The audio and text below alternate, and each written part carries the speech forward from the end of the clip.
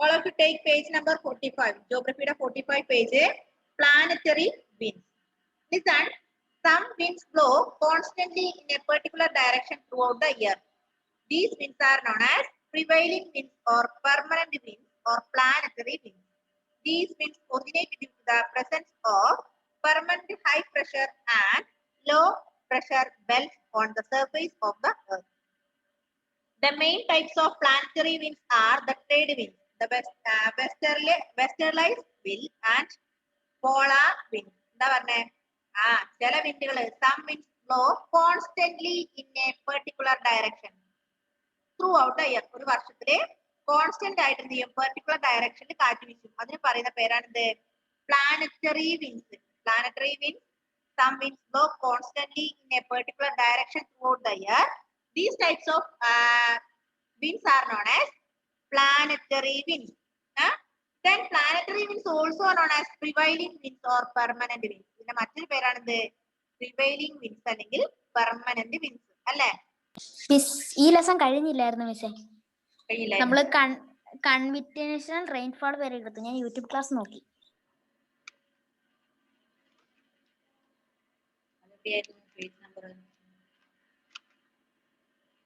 48. ഇപ്പൊ നമ്മൾ എടുക്കുന്നത് തന്നെ 45 ആണല്ലോ. ഇനി എന്തെങ്കിലും ആവട്ടെ, നമുക്ക് പ്ലാനറ്ററി വിൻഡ്സ് മുതൽ തുടങ്ങാം. കുഴപ്പമില്ല, പ്ലാനറ്ററി വിൻഡ്സ് മുതൽ തുടങ്ങാം. ഇപ്പൊ നമ്മൾ പറഞ്ഞു some winds blow constantly in a particular direction. That type of winds is known as planetary winds. Other name of planetary winds are prevailing winds. അല്ലെ? prevailing winds or permanent winds. Planetary വിൻഡ്സിന്റെ മറ്റൊരു പേരാണ് prevailing winds അല്ലെങ്കിൽ permanent winds. ഒരു പ്രത്യേക ദിശയിലെ ഒരു വർഷത്തിൽ വീശുന്ന കാറ്റിനെയാണ് നമ്മൾ എന്ത് പറയാ? പ്ലാനറ്ററി വിൻഡ്സ് എന്ന് പറയാം. ഇനി these winds originate due to the presence of permanent high pressure and low pressure belts on the surface of the earth. എന്തുകൊണ്ടാണ് ഉണ്ടാകുന്നത്? ഈ പ്ലാനറ്ററി വിൻഡ്സ് എന്തുകൊണ്ടാണ് ഉണ്ടാകുന്നത്? Due to the presence of permanent high pressure or low pressure. അതായത് സ്ഥിരമായ high പ്രഷറിന്റെയോ അല്ലെങ്കിൽ law പ്രഷറിന്റെയോ അടിസ്ഥാനത്തിലാണ് ഈ planetary winds ഉണ്ടാവുക. Okay, yes. Then the main type of planetary winds are trade winds, the westerlies winds and the polar winds. Planetary winds മൂന്ന് തരത്തിലുണ്ട്. 3 main types of planetary winds. There are 3 types of planetary winds. First one, trade winds. Second one, westerlies winds. Third one, polar winds. നമ്മൾ പറഞ്ഞു planetary winds എന്ന് പറഞ്ഞാൽ planetary winds, some winds blow constantly in a particular direction throughout the year. These types of winds are known as planetary winds. Planetary winds also known as prevailing winds or permanent winds. Due to the presence of permanent high pressure or low pressure, these winds are formed. Okay. Then main types of planetary winds are trade winds, westerlies winds, polar winds. Next one, periodic winds. Third one is periodic winds. Certain winds have a tendency to reverse the direction periodically. These winds blow in a definite direction during a particular period of the day or year. Such winds are called periodic winds. They are caused by the unequal heating and cooling of the earth's surface and the localized difference in the atmospheric pressure. The main types of periodic winds are the monsoon winds and the land and sea breezes. Next one is periodic winds. Periodic winds periodic winds have a tendency to reverse the direction periodically. Periodic winds എന്തുണ്ടാവും? ഒരു tendency ഉണ്ട് എന്തിനെ? To reverse the direction periodically. Periodic ആയിട്ട് അതിന്റെ reverse ചെയ്യും, ഡയറക്ഷനെ reverse ചെയ്യും അല്ലെ? Periodic winds have a tendency to reverse the direction periodically. These winds blow in a definite direction during a particular period of the day or year. അതിനെന്താ പ്രത്യേകത? ഒരു ദിവസം ഒരു പ്രത്യേക പെർട്ടിക്കുലർ ഡേയിൽ അല്ലെങ്കിൽ പെർട്ടിക്കുലർ ഏരിയയിലെ ഒരു ഡെഫിനിറ്റ് ഡയറക്ഷനിലായിരിക്കും ഈ കാറ്റ് വീശുക. ഇനി they are caused by the unequal heating and cooling. ഇതെന്തുകൊണ്ടാണ് ഉണ്ടാകുന്നത്? പീരിയോഡിക് വിൻഡ് നമ്മൾ പറഞ്ഞു പ്ലാനറ്ററി വിൻഡ് ഉണ്ടാകുന്നത് ഭൂമിയുടെ ഉപരിതലത്തിലുള്ള പെർമനന്റ് ഹൈ പ്രഷർ അല്ലെങ്കിൽ ലോ പ്രഷർ കൊണ്ടാണ് അല്ലെ, അതുള്ളത് കൊണ്ടാണ് എന്തുണ്ടാകുന്നത്, പ്ലാനറ്ററി വിൻസ് ഉണ്ടാകുന്നത്. പക്ഷേ പീരിയോഡിക് വിൻഡ് ഉണ്ടാകുന്നത് എന്തുകൊണ്ടാ അൺഈക്വൽ ഹീറ്റിംഗ്, തുല്യമല്ലാത്ത ഹീറ്റിംഗ് അല്ലെങ്കിൽ കൂളിംഗ്. ഭൂമിയുടെ ഉപരിതലത്തിലുള്ള അൺഈക്വൽ ഹീറ്റിംഗ് അല്ലെങ്കിൽ കൂളിംഗ് ആണ് എന്തിന് കാരണം, പീരിയോഡിക് വിൻസ് ഉണ്ടാവാനുള്ള കാരണം. ഇനി monsoon wins and land winds and sea breezes, these are the main types of periodic winds. Okay, but periodic winds have a tendency to reverse the direction. Periodically these winds blow definite direction at a particular period of a day or year. പിന്നെ നമ്മൾ പറഞ്ഞു causes of periodic winds are unequal heating and cooling of the earth surface. ഭൂമിയുടെ ഉപരിതലത്തിലുള്ള unequal heating അല്ലെങ്കിൽ cooling ആണ് ഈ periodic winds ഉണ്ടാവാനുള്ള കാരണം. Main types of periodic winds are monsoon wind, land wind and sea breezes. These are the three main types of periodic winds. Okay, മനസ്സിലായോ?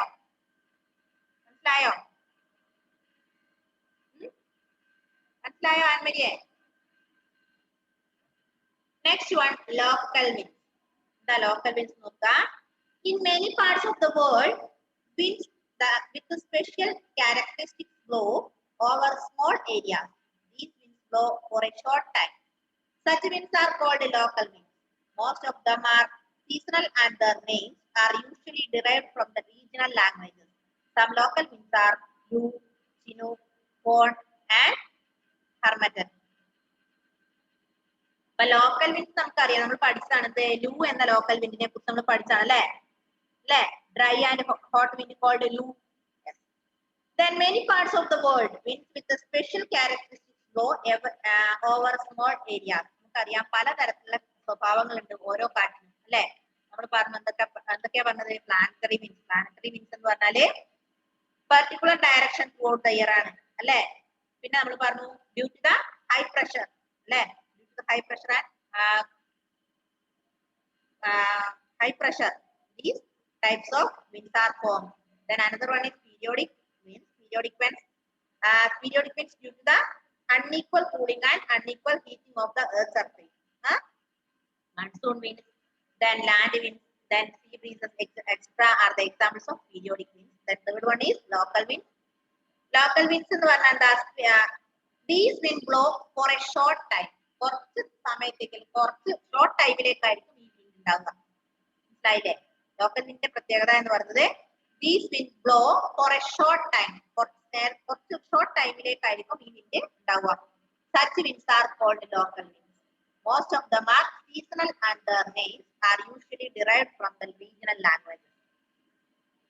ഇപ്പൊ local വിൻഡിന്റെ ഒരു പ്രത്യേകത എന്ന് പറയുന്നത് local winds blow for a short time അല്ലെ. Local winds blow for a short time and Chinook, Fohn, then Harmattan and Lu. These are the examples of local. Local winds are Lu. Did you hear about Lu? We പറഞ്ഞാണ് dry and hot wind. അല്ലേ? Lu is the dry and hot wind. Then this is the local wind. Chinook also. We studied about Chinook and Lu. പഠിച്ചല്ലേ? Next one, tropical cyclone. Bass. The cyclone എന്ന് പറഞ്ഞാൽ മക്കളെ, എന്താ cyclone എന്ന് പറഞ്ഞാല്? എന്താ cyclone എന്ന് പറഞ്ഞാല്?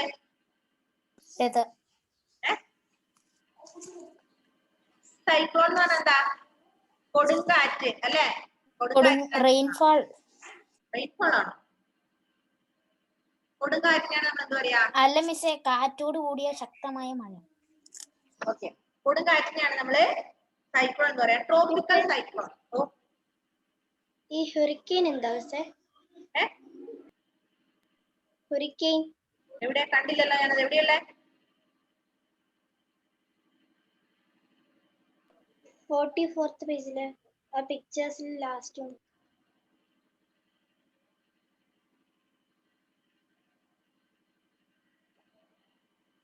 കണ്ടില്ലല്ലോ ഞാൻ.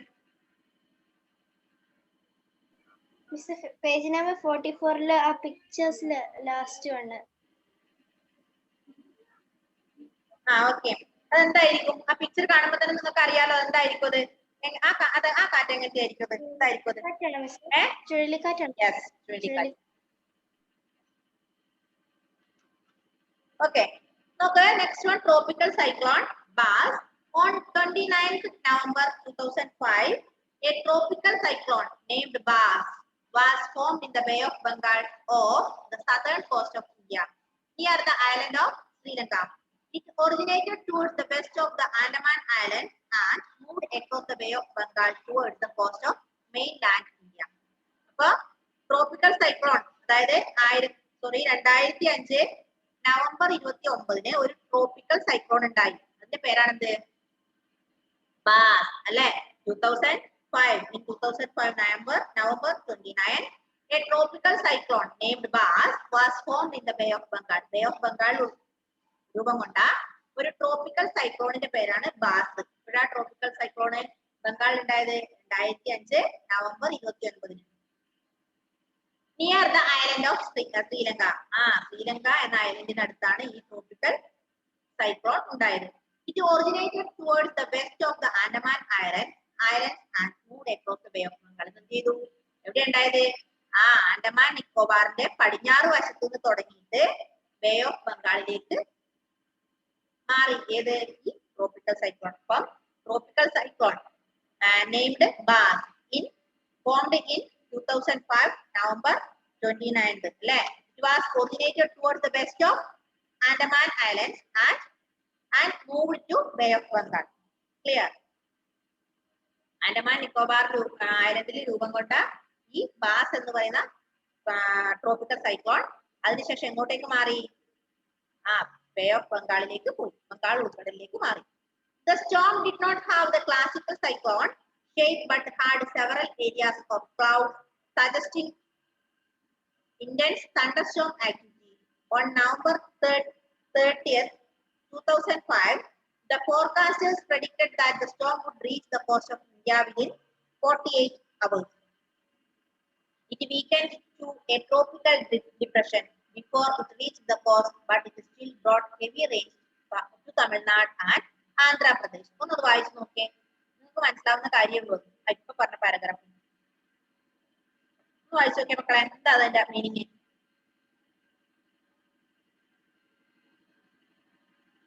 വായിച്ചു നോക്കൂ.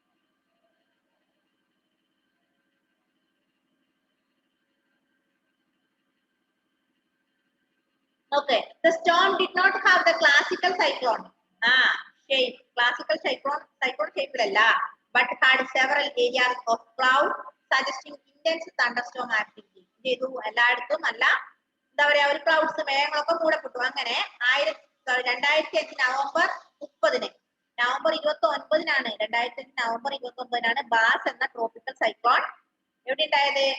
ബേ ഓഫ് ബംഗാളിൽ രൂപം കൊണ്ടത് അല്ലെ. ബംഗാൾ ഉൾക്കടലിൽ രൂപം കൊണ്ടു. അങ്ങനെ പിറ്റേ ദിവസം നവംബർ 30 എന്ത് ചെയ്തു? ഫോർകാസ്റ്റേഴ്സ് പറഞ്ഞു. ഫോർകാസ്റ്റേഴ്സ് predicted that the storm would reach the coast of India within 48 hours. അങ്ങനെ ഈ പറഞ്ഞ 2005 നവംബർ 29 ട്രോപ്പിക്കൽ സൈക്ലോൺ ബാസ് എന്ന ട്രോപ്പിക്കൽ സൈക്ലോൺ ബേ ഓഫ് ബംഗാളിൽ രൂപം കൊണ്ടു. അതിന്റെ പിറ്റേ ദിവസം, അതായത് ഓഗസ്റ്റ് 30 ഫോർകാസ്റ്റേഴ്സ് പ്രഡിക്ട് ചെയ്തു. എന്താണ്?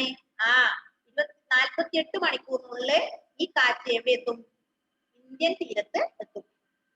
മനസ്സിലായോ? Reach the cost of India within 48 hours. 48 മണിക്കൂറിനുള്ളിൽ India തീരത്തെത്തും. It weakened to a tropical depression before it reached the coast, but still brought heavy rains to Tamil Nadu and Andhra Pradesh. അങ്ങനെ അത് എങ്ങോട്ടേക്ക് എത്തി? ആന്ധ്രാപ്രദേശ്, തമിഴ്നാട്ടിലൊക്കെ നല്ല മഴ. Several days of continuous heavy rain flooded low-lying areas around Chennai. അങ്ങനെ എന്ത് ചെയ്തു? ചെന്നൈ പോലുള്ള law lying areas ഒക്കെ എന്തായി? വെള്ളം കൊണ്ട് മുങ്ങി. കണ്ടിന്യൂസ് മഴയല്ലേ.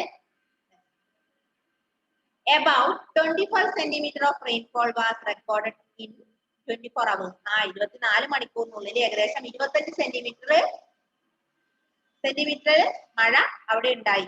It is reported that to have been the heaviest in Chennai in decades. More than 1 lakh people were evacuated to safer areas. അങ്ങനെ ഏകദേശം more than 1 lakh 1,00,000 കൂടുതൽ ആൾക്കാരെ സ്ഥലം മാറ്റി പാർപ്പിച്ചു. ഇതാണ് പറഞ്ഞത്രേ ഉള്ളൂ. 2005 നവംബർ 29 ബംഗാൾ ഉൾപ്പെടെ ഒരു ട്രോപ്പിക്കൽ സൈക്ലോൺ രൂപപ്പെട്ടു. ആ ട്രോപ്പിക്കൽ സൈക്ലോണിന്റെ പേരാണ് ബാസ്. ഓക്കെ, അത് ആദ്യം സ്റ്റാർട്ട് ചെയ്ത് എവിടെയായിരുന്നു? നമ്മുടെ ശ്രീലങ്ക അതിർത്തിയിൽ തുടങ്ങിയല്ലേ. അങ്ങനെ ആൻഡമാൻ നിക്കോബാർ ഐലൻഡിൽ തുടങ്ങിയിട്ടത് ബേ ഓഫ് ബംഗാളിലേക്ക് ഫോം ചെയ്തു. അതിന് പിറ്റേ ദിവസം അതായത് നവംബർ 30 ഫോർകാസ്റ്റേഴ്സ് പ്രഡിക്ട് ചെയ്തു 48 മണിക്കൂറിനുള്ളത് എവിടെ എത്തും? ഇന്ത്യയിലെത്തും അല്ലെ. അങ്ങനെ കണ്ടിന്യൂസ് മഴ പെയ്തു. കണ്ടിന്യൂസ് മഴ പെയ്തത് നമ്മുടെ ചെന്നൈ പോലുള്ള ലോ ലൈങ് ലാൻഡ്സ് ഒക്കെ വെള്ളം കൊണ്ട് നിറഞ്ഞു. വെള്ളപ്പൊക്കം ഉണ്ടായി. അങ്ങനെ ഏകദേശം 1,00,000 കൂടുതൽ ആൾക്കാരെ അവിടുന്ന് മാറ്റി പാർപ്പിക്കേണ്ടി വന്നു.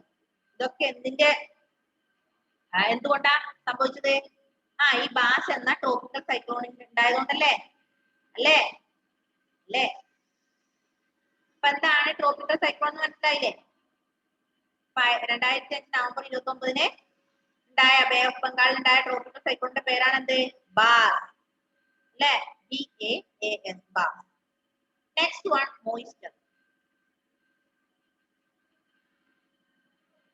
Moisture in the atmosphere exists in solid, liquid and gaseous state. The amount of moisture present in the air varies from place to place and from time to time. നമുക്കറിയാം moisture in the atmosphere exists in solid, liquid and gaseous. അല്ലേ? The amount of moisture present in the air varies from time to time and place to place. നമുക്കറിയാം അന്തരീക്ഷത്തിലുള്ള മോയിസ്ചറിന്റെ അളവ് മാറിക്കൊണ്ടേയിരിക്കും അല്ലെ. amount of moisture is varying from place to place and time to time. അല്ലെ, ഒരു സ്ഥലത്ത് നിന്ന് മറ്റൊരു സ്ഥലത്തേക്ക് മാറിക്കൊണ്ടിരിക്കും. ഇല്ലേ മക്കളെ? അല്ലേ?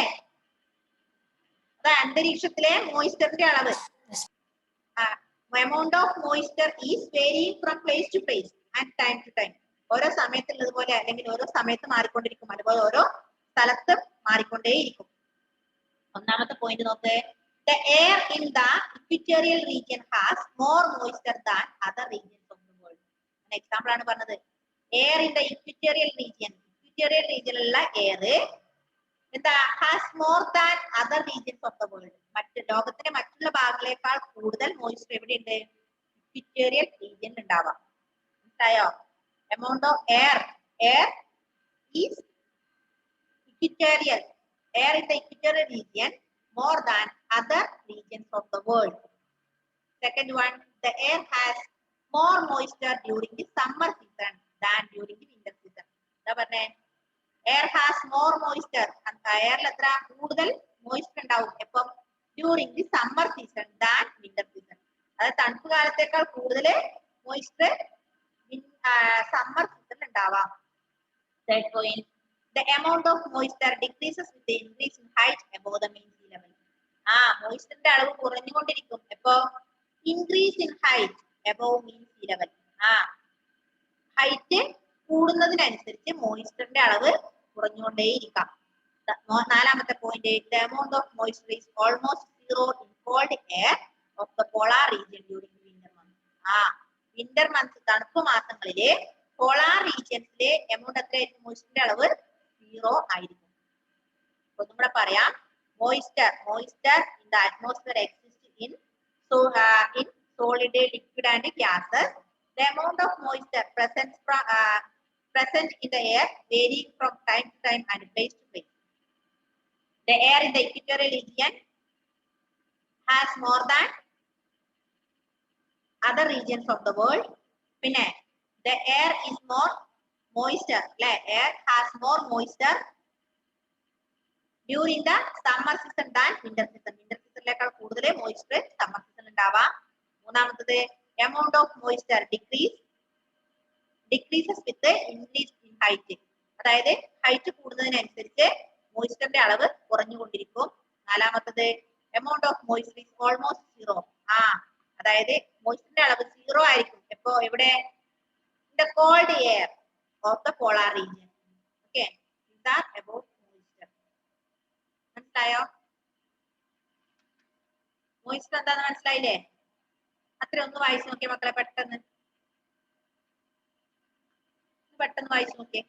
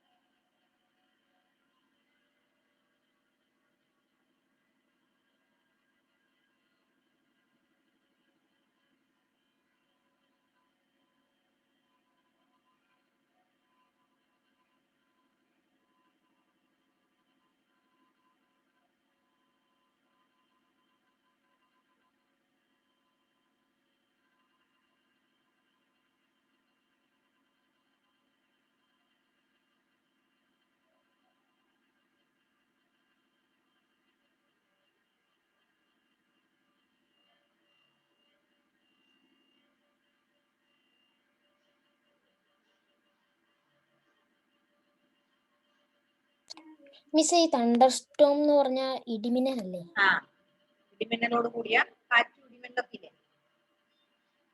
ഇടിമിന്നലും കാറ്റും ഒക്കെ ഉള്ളത്.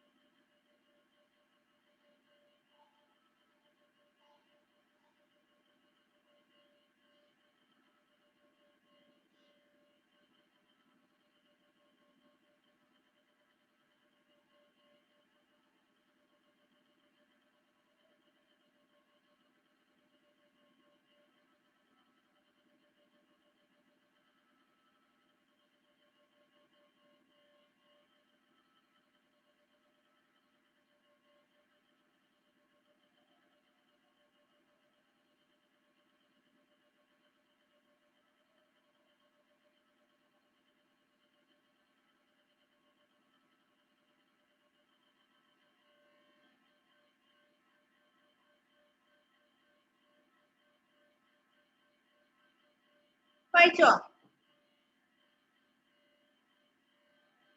No,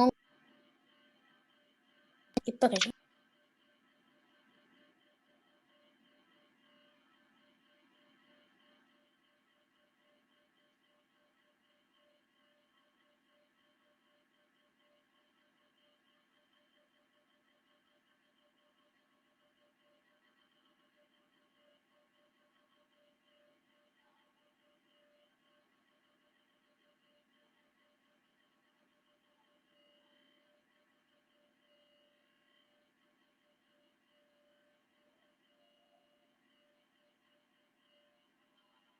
next one evaporation. Evaporation ഒക്കെ നമ്മൾ പഠിച്ചല്ലേ, മോയ്സ്ചർ ഇവാപറേഷൻ ഒക്കെ പഠിച്ചല്ലേ. നോക്ക്, next one evaporation. The most important form of moisture in the atmosphere is water vapor. It is added in the atmosphere through evaporation of water. It is also added from the moist ground and from plants and animals through transpiration.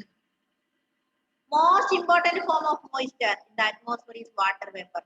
അന്തരീക്ഷത്തിൽ കാണപ്പെടുന്ന ഒരു important form of moisture ആണ് ഇത്, water vapour അല്ലെ? അത് നമുക്കറിയാം. അന്തരീക്ഷത്തിൽ കാണുന്ന most important form of moisture is water vapour. Then it is added in the atmosphere through evaporation of water. ഇത് എവിടെ ആഡ് ചെയ്തിട്ടുണ്ട്? Water vapor is added in the atmosphere through evaporation of water. It also added from the moist ground and from plants and animals through transpiration. നിങ്ങൾ പഠിച്ചല്ലേ? പഠിച്ച കാര്യല്ലേ? Evaporation എന്ന് പറഞ്ഞാൽ എന്താ evaporation എന്ന് പറഞ്ഞാല്? എന്തിനാണ് നമ്മൾ ഇവാപറേഷൻ എന്ന് പറയാ?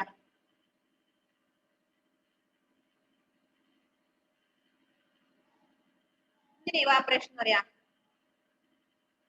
ഒരു കാര്യം ചെയ്യാം, നമ്മുടെ ക്ലാസ് വെള്ളം മേളിലോട്ട് പൊങ്ങുന്നതിനെ ഈ ചൂട് കൊണ്ട് വെള്ളം വാട്ടർ വേപ്പർ അതിനാണ് കണ്ടൻസേഷൻ ഇവാപറേഷൻ ഒക്കെ പഠിച്ചല്ലേ. ഇപ്പൊ most important form of moisture in the atmosphere is water vapour. നമുക്കറിയാം അന്തരീക്ഷത്തിൽ കാണുന്ന ഒരു ഇമ്പോർട്ടന്റ് ഫോം ഓഫ് മോയ്സ്ചർ ആണ്, ഒരു തരത്തിലുള്ള മോയ്സ്ചർ ആണ് ഇത് വാട്ടർ വേപ്പർ, നീരാവി അല്ലേ. Yes, it is added in the atmosphere. ഇത് ഇതിൽ ആഡ് ചെയ്തിട്ടുണ്ട്, അറ്റ്മോസ്ഫിയറിലേക്ക് ആഡ് ചെയ്തിട്ടുണ്ട് through evaporation of water. It is also added from the moist ground and from plants and animals through transpiration. എവിടെയൊക്കെ ഉണ്ട്? അന്തരീക്ഷത്തിലെ ഗ്രൗണ്ടിലൊക്കെ ഉണ്ടല്ലേ, ചെടികളിലൊക്കെ ഉണ്ട്. Evaporation takes place everywhere at all times and all temperatures. The rate of evaporation increases when the air is hot, dry and humid. It decreases when the air is cold, moist and calm. നമുക്കറിയാം നല്ല മഴ പെയ്താലും, നല്ല മഴ പെയ്തതിനു ശേഷം ചൂട് ഉണ്ടാവില്ല, 2 ദിവസം അടുപ്പിച്ച് മഴ പെയ്തു, 3-ാം ദിവസം നല്ല വെയിലായി കഴിഞ്ഞാൽ നമുക്ക് കാണാൻ പറ്റും നിലത്തുനിന്ന് മുകളിലോട്ട് എയർ പോകുന്നത്. കാണുന്നുണ്ടോ? കണ്ടിട്ടുണ്ടോ? 2 days കണ്ടിന്യൂസ് ആയി മഴ പെയ്താല് 3-ാമത്തെ ദിവസം നമ്മൾ നോക്കിക്കഴിഞ്ഞാൽ നമുക്ക് കാണാൻ പറ്റും എന്താ? എന്ത് കാണാൻ പറ്റും? എയർ മുകളിലോട്ട് പോകുന്നത് കാണാൻ പറ്റും അല്ലേ? കണ്ടിട്ടുണ്ടോ? അപ്പൊ ചൂടുള്ള സമയത്താണ് കൂടുതൽ എന്ത് നടക്കുക? ഇവാപറേഷൻ നടക്കുക അല്ലേ? അപ്പൊ നമ്മുടെ ടൈം കഴിയാനായി. ഇതിന്റെ ബാക്കി ഇന്ന് തന്നെ ഒരു ക്ലാസ്സും കൂടി ഇല്ലേ സയൻസിന്റെ? അപ്പൊ നമുക്ക് ഇതിന്റെ ബാക്കി പറയാം കേട്ടോ. Bye bye, see U.